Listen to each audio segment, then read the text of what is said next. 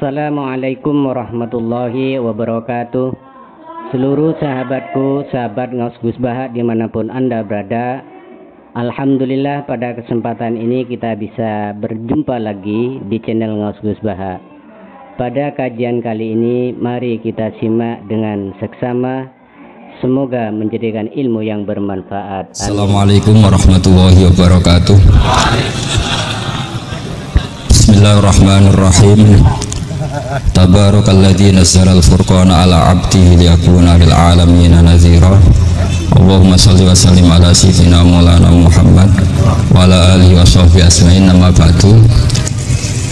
Semua pengurus PBNU yang saya hormati, semua ulama yang saya hormati, wabil khusus ketua lembaga dakwah PBNU yang meskipun mondoknya hanya 3 bulan ini sebetulnya problem, sehingga saya kesini ini sebetulnya tidak pernah merasa ibadah. Ini bukan dakwah, ini show dakwah.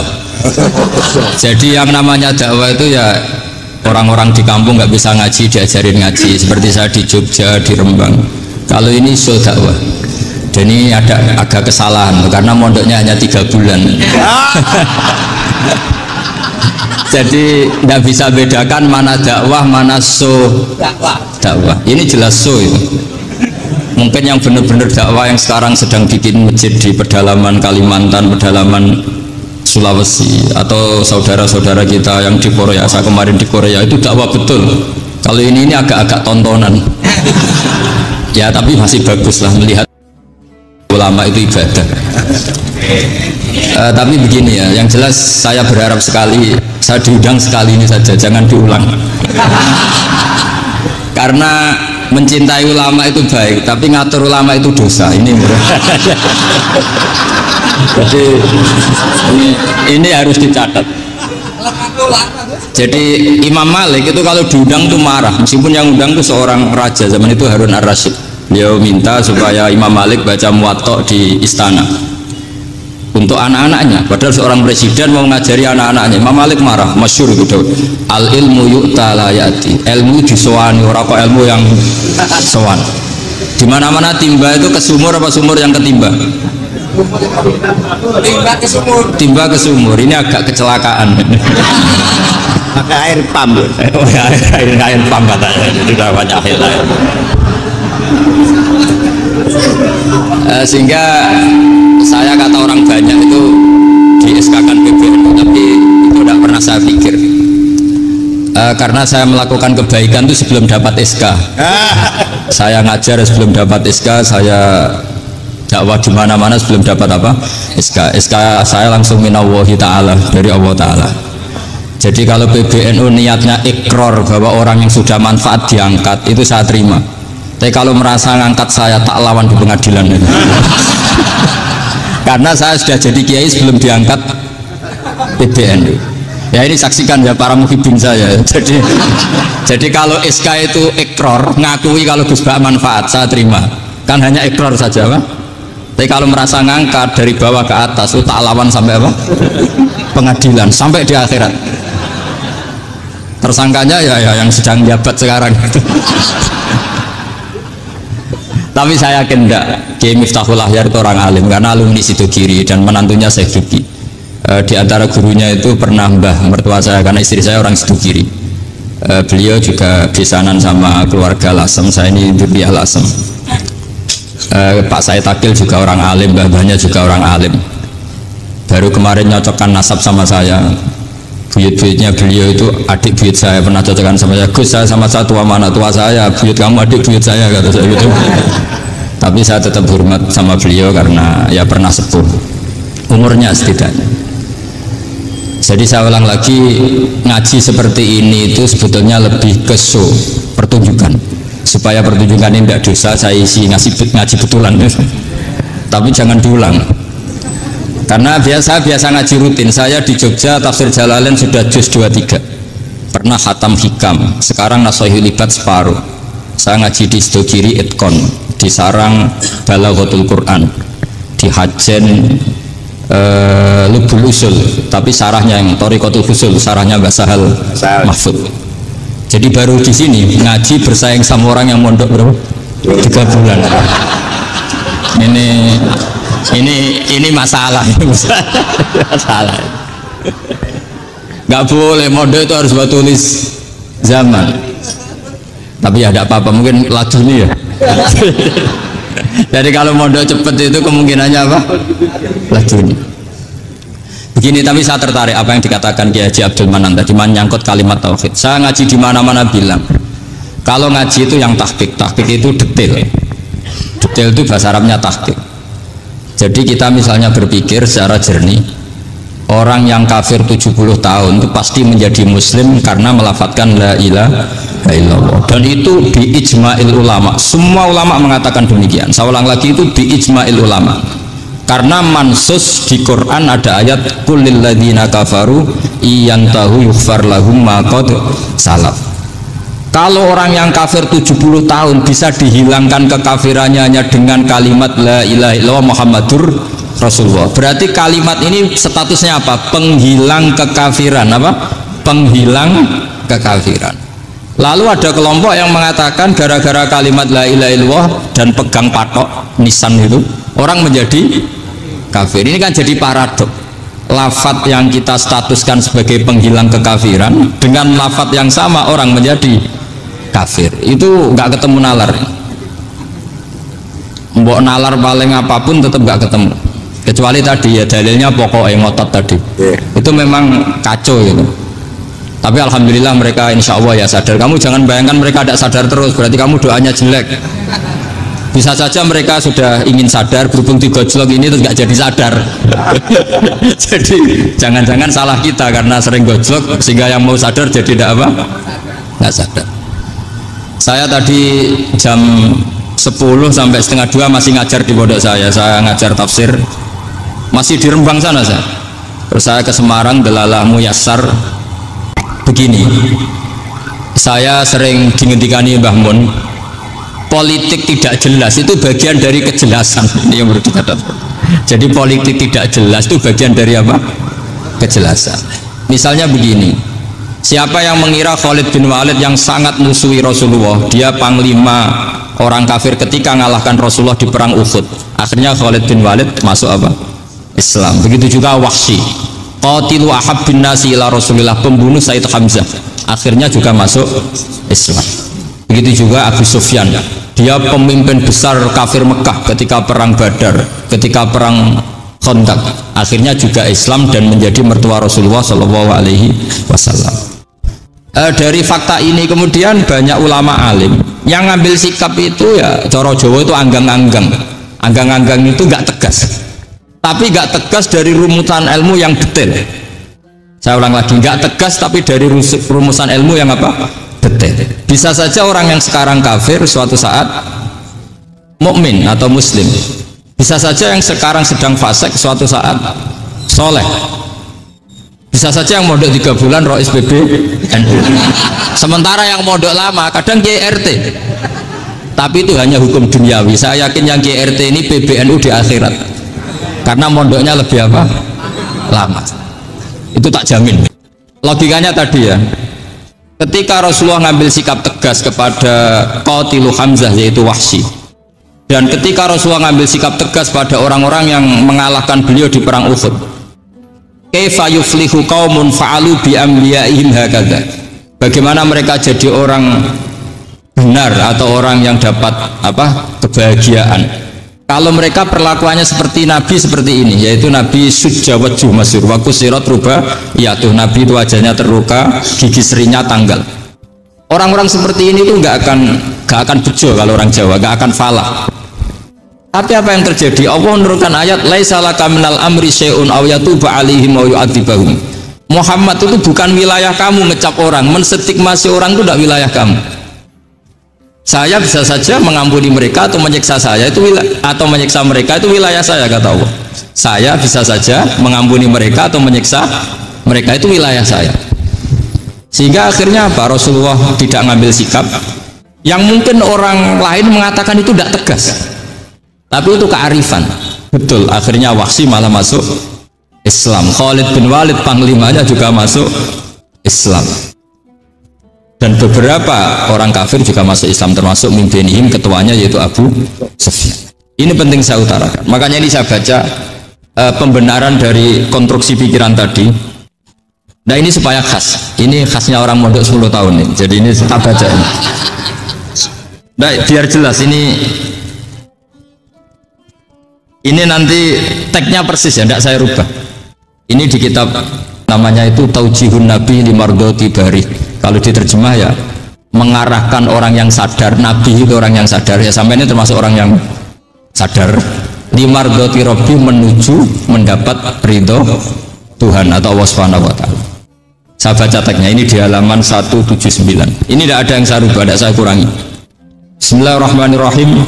Fala budda an wattina qulubana ala annana khadamatu ahli hadzal qaul wa yattali Allah min qulubina annana na'taqidu imkaniyata ayyasfa fi ahadina yaumal qiyamati man huwal ana kafirun yuslimu faya'lu sya'nu indal haqqi fayakunu sababan li khalasika fil qiyamah yumkinu dzalik. Jadi kita para dai, para kiai itu adalah khodamatu hadal kaun. Kita ini adalah pelayan alam raya ini yang selalu berharap alam ini akan lebih baik. Orang yang sekarang sedang kafir bisa saja nanti yang nyafaati kamu di akhirat, yaitu mereka masuk Islam lalu Islamnya lebih serius, akhirnya punya hak syafaat. Sementara kamu Islam mulai kecil tapi biasa-biasa saja seperti ini, mulai dulu ngaji terus sama Ki Abdul Manan, nggak pernah yang ngisi ngaji. Itu artinya nggak ada perkembangan. Makanya saya nggak ingin ngaji lagi, karena saya ingin perkembangan Anda nanti tukang mengisi, bukan yang diisi. Kalau saya nanti ngaji lagi di sini, artinya Anda kalau tetap mendengarkan itu tidak ada perkembangan. Pancet saja semulang Gus Bahak sampean sing ngaji. Sekali-kali ada perkembangan, saya ngaji sampean yang mulang, itu bagus itu. Meskipun itu perkembangan yang menyesatkan.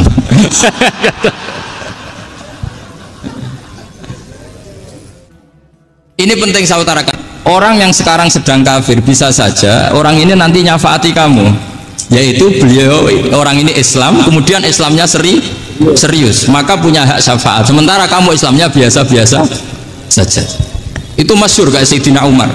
Sayyidina Umar Islam di hari itu langsung makomnya makom yang a'la, sehingga mengalahkan yang sudah Islam lebih lama. Karena Islamnya Umar itu menjadi izzatul Islam betul, menjadikan ilmu yang bermanfaat bagi kita. Makanya jangan benci orang tegas teman-teman, kadang ya ada baiknya.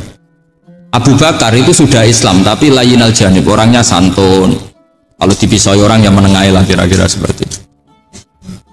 Begitu juga Bilal, Ammar, Suhaib. Singkat cerita, Rasulullah itu sering dibully ya, sering disiksa orang-orang kafir. Rasulullah berharap, wah kalau yang Islam gini terus repot. Melihat Umar ini petarung di pasar Uka, dia dapat uang itu kalau tarung menangan. Kata Rasulullah, kalau ini yang Islam ya bagus. Beliau berdoa, Allahumma aizal Islam bi Umar. Itu kira-kira 2 hari dari doa beliau, Umar masuk Islam. Itu pertama masuk Islam itu orang-orang kafir diparani, kalau kamu ganggu Rasulullah Muhammad tak bunuh. Semenjak itu orang kafir yang gentenan sembunyi. Sehingga kata para mereka yang Islam selalu jaya mut aslama Umar, ketika Umar masuk Islam. Itu dalam 1 hari Islam itu Rasulullah sudah ngendikan Umar yang Islam sehari ini imannya kalau ditimbang separuh ahli dunia masih unggul sama Islamnya Umar. Nah bisa saja seperti itu. Jadi saya minta sama teman-teman yang mencintai ilmu, tidak tegas itu bagian dari ketegasan dalam ilmiah, karena kita ini tidak mengendalikan dunia, tidak mengendalikan hidayat, hanya Allah piyambak yang ngasih apa? Hidayat. Maka sikap kita laisa laka minal amri syai'un aw yatuba alaihim aw yu'adziba. Rasulullah yang ahabbul khalqi ilallah saja tidak boleh tegas, karena semuanya potensi itu ada. Cuma kita tegas dalam kebenaran saja, tapi nggak perlu tegas dalam mengawal kebenaran. Kenapa demikian? Karena Islam ini agama yang akan dijaga Allah ila yaumil. Yang jaga Islam bukan PBNU, bukan PP Muhammadiyah, bukan kiai. Yang menjaga Islam namun Allah Subhanahu wa ta'ala. Makanya Sayyidina Umar itu kalau disuruh mukir Islam itu nggak mau betul. Masyhur itu dalam tarikh. Umar mimpin itu sukses, banyak futuhat. Singkat cerita akhirnya orang tuh kelangenan, wah kalau Umar meninggal kayak apa? Sehingga Abdullah bin Umar setiap jalan-jalan itu dibully. Kalau sekarang dibully, ya Abdullah bin Umar, bapak kamu itu gimana? Sudah sepuh mau meninggal kok tidak suksesi. Kalau saja ada orang penggembala kemudian meninggalkan kambingnya di hutan, kamu anggap orang yang mudoyi enggak, menyia-nyiakan kambing itu enggak? Ya iya, kata Abdullah bin Umar. Apalagi amru hadil umat ini mau ditinggal gelanggang, nanti suatu saat Umar meninggal. Boyo suksesi supaya jelas. Logika itu diaturkan ke Umar radhiyallahu anhu, ke Sayyidina Umar. Pertama Umar agak tertarik dengan logika itu. Lama-lama beliau marah. Tidak jadi. Saya tetap tidak akan istikhlaf, tidak akan suksesi. Dan saya tidak akan mikir Islam, katanya. Islam akan diurus oleh Allah Subhanahu. Terus beliau ngendikan, Islam ini jalan ketika ditinggal Abu Bakar. Bahkan ketika ditinggal ahabbul khalqi ilallah akramul khalqi indallah, yaitu Rasulullah Muhammad sallallahu alaihi wasallam. Coba Islam dulu dipimpin Abdul Qadir ketua wali, dipimpin Wali Songo, dipimpin orang top-top. Sekarang dipimpin mondok 3 bulan jalan. Karena Islam yang ngatur Allah Subhanahu wa ta'ala. Jadi ini penting. Loh, coba ustadz tuh banyak yang nggak bisa ngaji loh. Tapi ya laku ya nggak masalah. Loh, saya kemarin di Korea seminggu. Itu TKI jadi khotib, ada yang jadi mufti, ada yang jadi suriah. Itu ada yang di sana jadi suriah, pulang ke kampung angon kambing lagi. Loh, itu teman saya kenal. Suriah Korea. Iya, suriah Korea. Tapi artinya gini, bahkan masjid semua yang di Korea itu didirikan oleh TKI dan TKW. Mereka digerakkan Allah untuk mikir agama, karena agama ini milik Allah. TKI saja mikir. Makanya ini penting, yo dakwah tapi tauhidnya sing kenceng. Jangan dakwah kenceng tauhidnya kendor. Itu bahaya betul. Saya ulang lagi, kita harus yakin seyakin-yakinnya bahwa semua kemungkinan itu mungkin. Makanya masyhur dalam tarikh ketika kafir Quraisy mau disiksa oleh para malaikat karena mereka sering menyakiti Nabi, kata Nabi gimana? Jangan. Saya berharap kalau bapaknya tidak mukmin, suatu saat anaknya mukmin. Masyhur dalam tarikh. Musuh Nabi besar siapa? Walid bin Mughirah. Punya anak Khalid bin Walid. Abu Lahab punya anak Jarrah, itu mukminah yang baik. Abu Jahal punya anak Ikrimah, itu mukmin yang baik. Di Indonesia lebih hebat lagi. Bapaknya raiso maca Quran, anaknya hafid. Bapaknya utun ratamat SD, anaknya jadi dekan. Di Indonesia banyak orang nggak siapa-siapa, anaknya jadi presiden, anaknya jadi menteri. Artinya jangan karena bapaknya kafir kamu nganggap anak turunnya pasti selalu kafir. Teori itu sudah salah zaman Rasulullah. Yaitu Walid akhirnya punya anak Khalid, Abu Lahab punya anak Jarrah. Terus siapa? Abu Jahal punya anak siapa? Ini penting saya utarakan karena dakwah kalau terlalu semangat, nanti kalau menghilangkan tauhid bahaya. Tetap innal huda. Uni Soviet kayak apa? Mengkooptasi negara-negara sekelilingnya sampai jadi Zuni. Tapi apa yang terjadi? Uni Soviet yang runtuh, persemakmurannya semua rata-rata jadi negara apa? Islam, kayak Uzbek, kayak Ceknya, kayak apa-apa. Karena agama ini diurus Allah. Sehingga kalau tapi kamu ngitmai agama nggak apa-apa. Dengan ngitmai terus mikir nggak apa-apa. Tapi jangan mikir yang merasa kalau kita mati, wah nanti agama ini kukut karena saya mati. Kamu itu siapa?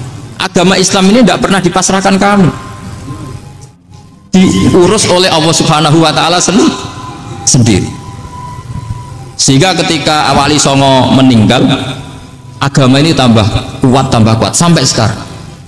Kecil saya itu kalau pengajian susahnya bukan main, harus izin sana sini. Sekarang setiap pengajian polseknya datang, polresnya datang, nggak ada intel, nggak ada apa.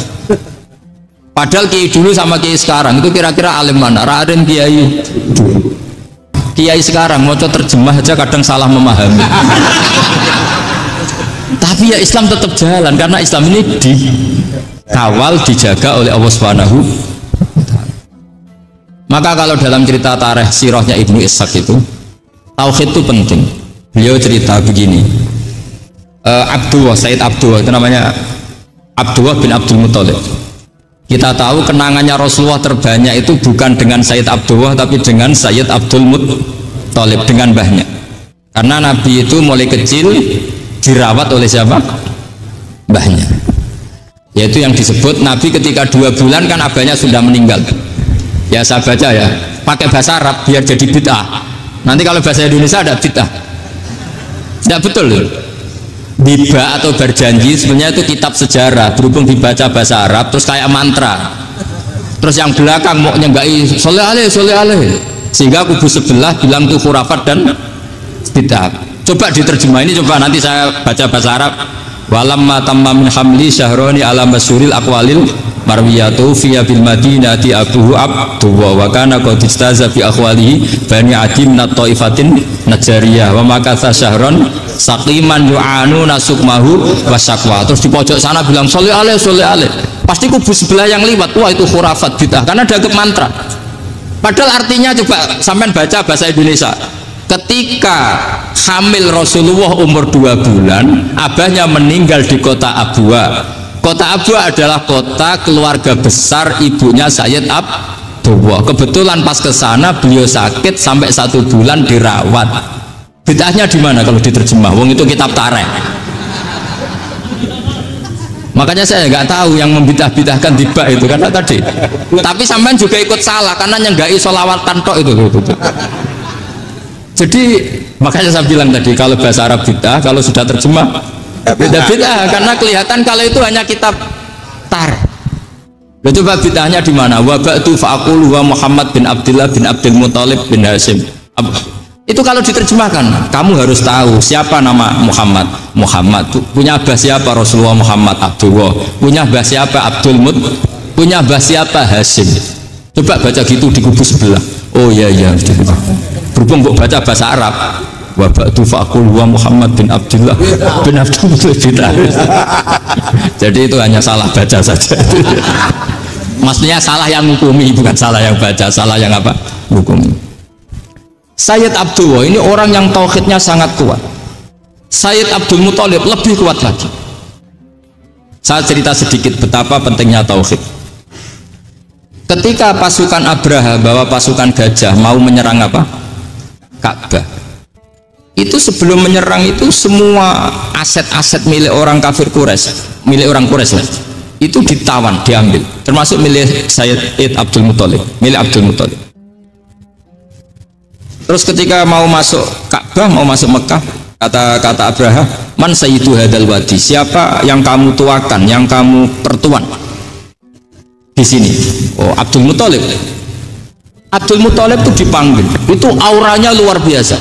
Abraha yang di tempat perkemahannya itu harus duduk di atas karena dia raja, itu duduk di atas gak berani, saking wibawanya Abdul Muthalib. Ini mbahnya Rasulullah. Akhirnya Abraha bilang gini, saya duduk di bawah tidak mungkin karena saya raja, kamu duduk jejer saya tidak mungkin karena nanti umat saya kecewa karena raja kok disaingin gitu. Ya sudah, sambil berdiri-diri kita ngomong. Akhirnya Sayyid Abdul Muthalib tadi diomongin gini, saya itu tidak ingin merusak orang-orang Mekah, orang-orang Quraisy. Saya hanya kecewa punya tempat ibadah dikencingi, diberakin, sehingga saya mau merubuhkan Ka'bah, tapi dengan damai, nggak ada perang. Apa jawabnya Abdul Muthalib? Lucu.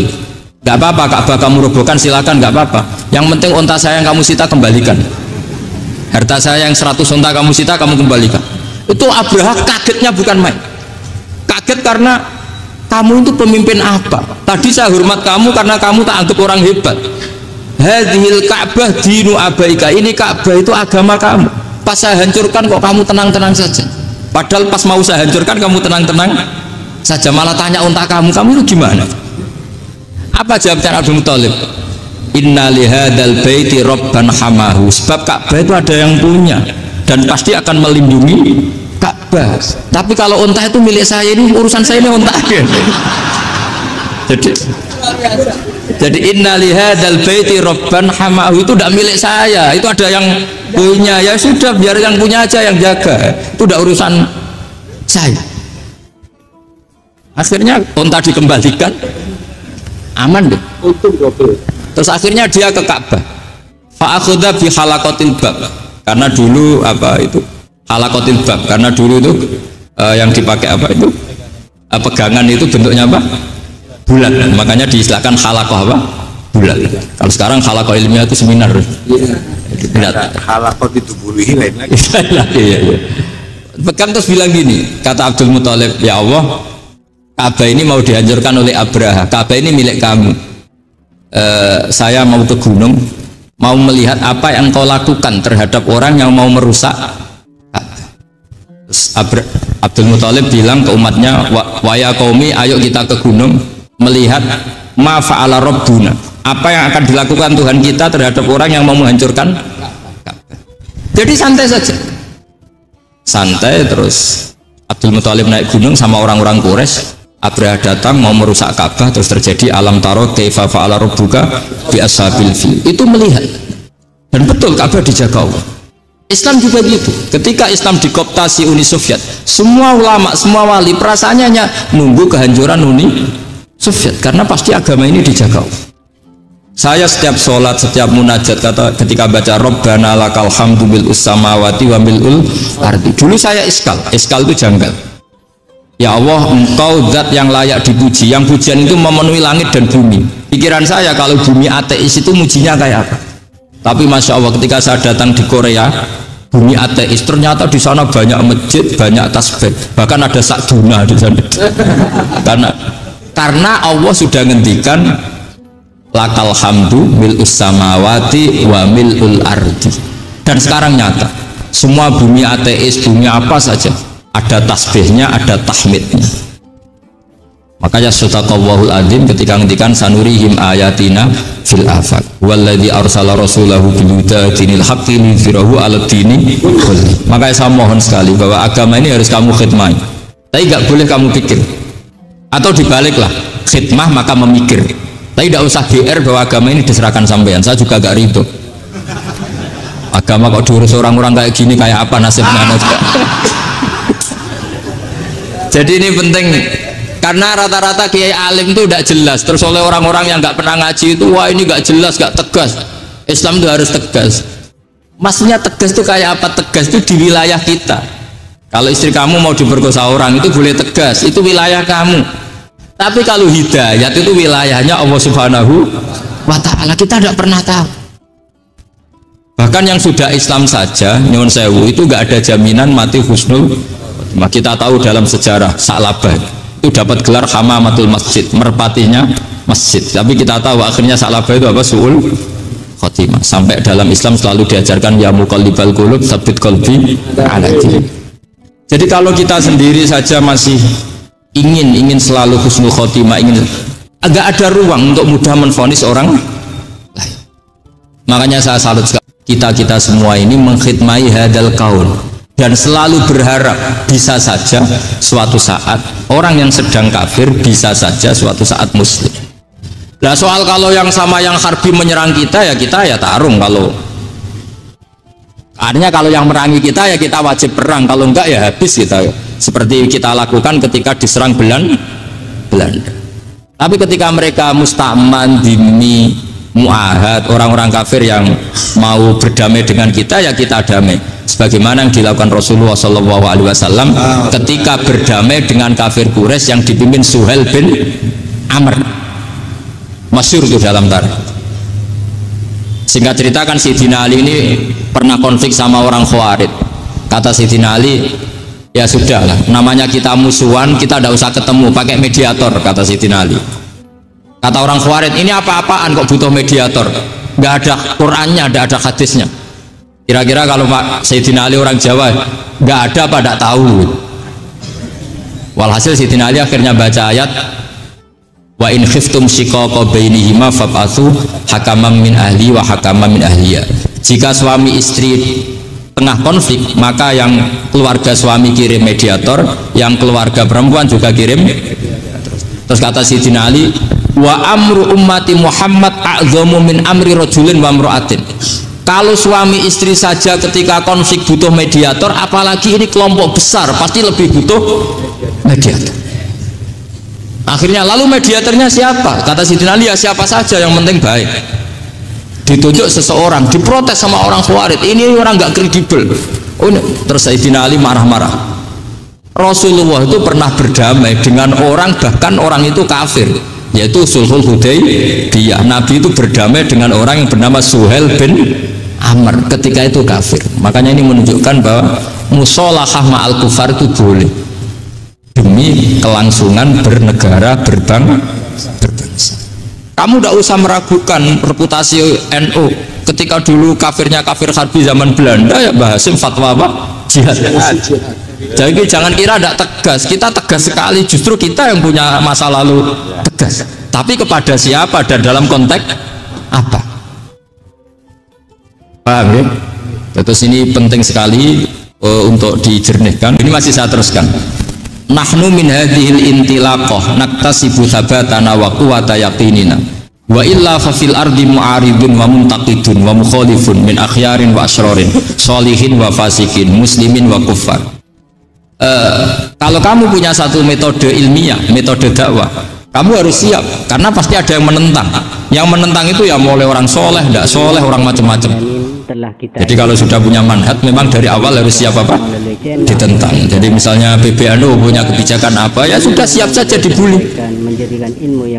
Itu pasti itu, karena nggak ada manusia semua suka, semua benci.